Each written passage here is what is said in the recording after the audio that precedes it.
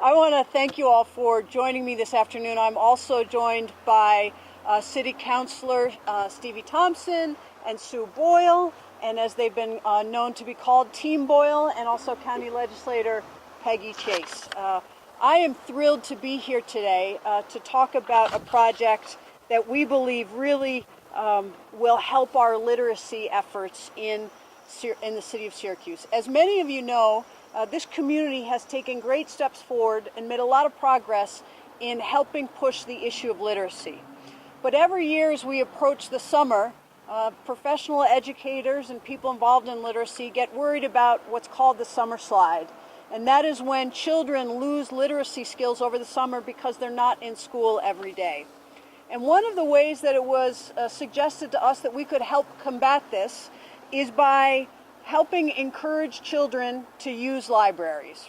And one of the things that we discovered in looking at this is that almost a third of the children in the city of Syracuse who have library cards are blocked from using them because of late fees. And so today I'm here joined in partnership with the county legislator and the city councilors to announce that the city of Syracuse is going to pay the late fees for patrons under the age of 18 living in the city of Syracuse. That amounts to about $7,000 a year.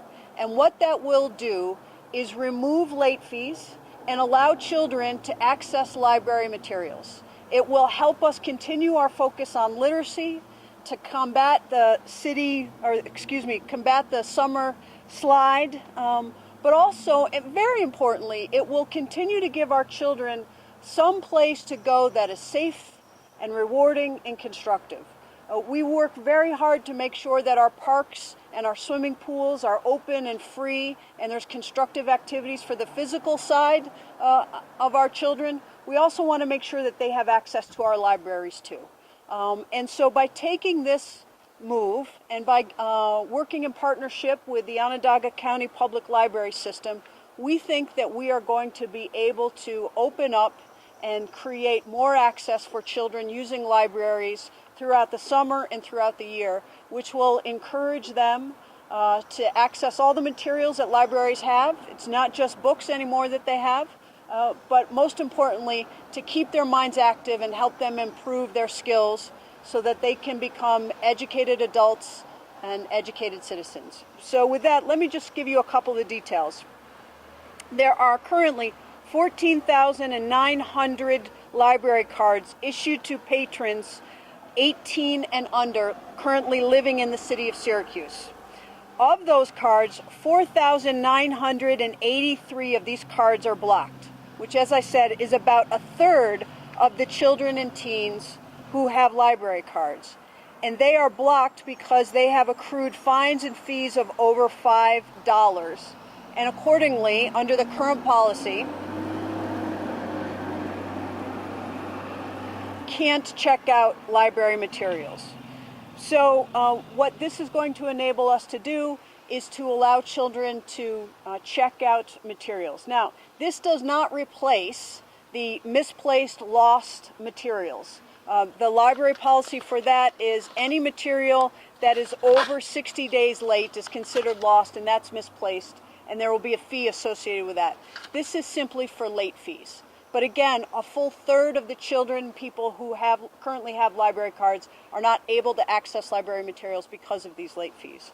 And so we think that this is just a very exciting announcement that we've made to coincide with the last week of school, to share with people that they can fully utilize the libraries all summer long. So with that, I'd be happy to take any questions that anyone has.